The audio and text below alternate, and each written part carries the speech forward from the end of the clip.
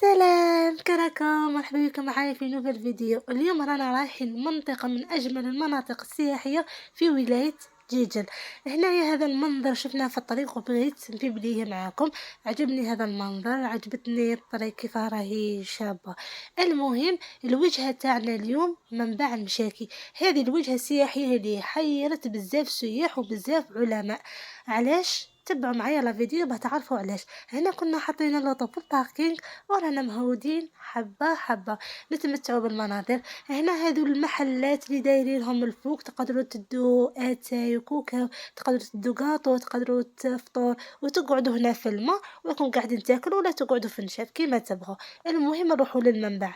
هنا كنا وصلنا للمنبع، راه ناشف ما كان والو، فتحة. رانا قاعدين ونستمعوا في الحس تاع الماء جاي من البعيد، حتى فجأة بدا يسيل الماء بقوة بغزارة.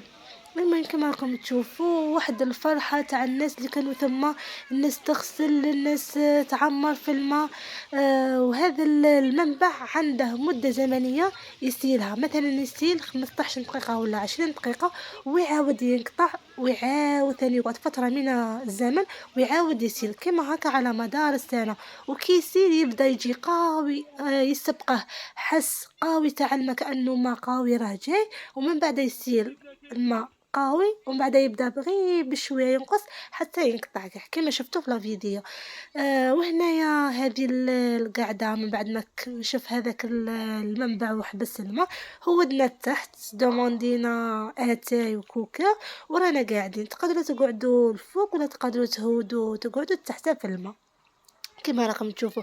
المهم الفكرة تاع اللي داينها الناس على هذا المنبع، كاين اللي يقولوا ظاهرة فيزيائية على انه الماء يسيل فترة زمنية محددة ومن بعدها ينقطع لمدة من الزمن ويعاود يسيل لفترة زمنية واحدة اخرى. هنايا هذه بغيت نوريكم كيفاش راهم يبردوا في الماء والغازوز، وهنا هادو راهم يوجدوا في الشوا على الفطور وكاع.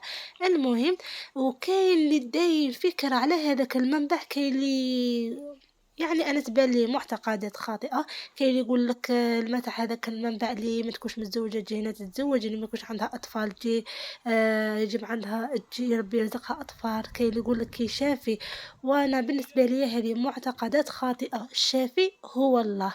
المهم اللي عندهم فكرة على هذا المنبع يكتبوا لنا تحت في لي كومونتير. كما راكم تشوفوا هنا دايرين هذا الطوابل بلي باغاسول، تقدروا تدوموندو فطور، تقدروا حنا كنا جايبين الفطور تاعنا دوموندينا غير الحميس وفريت وقعدنا. ديروا لي فوطو، ولادكم عندكم صغار يعوموا في هذا الماء مقي. المعاملات تاع الناس تما على ما كاين هذوك العواد، تقدروا ديروا ولادكم لي فوطو وكاع. المهم هنا نكون وصلنا لنهاية الفيديو تاع نهار اليوم، ان شاء الله ربي يكون عجبكم. وهذا المنظر عجبني بالبزاف في الطريق وقلت نشاركه معاكم. اعطوني رايكم تحت في لي كومونتير، وإلا عندكم معلومات على هذا المنبع شاركوها معايا.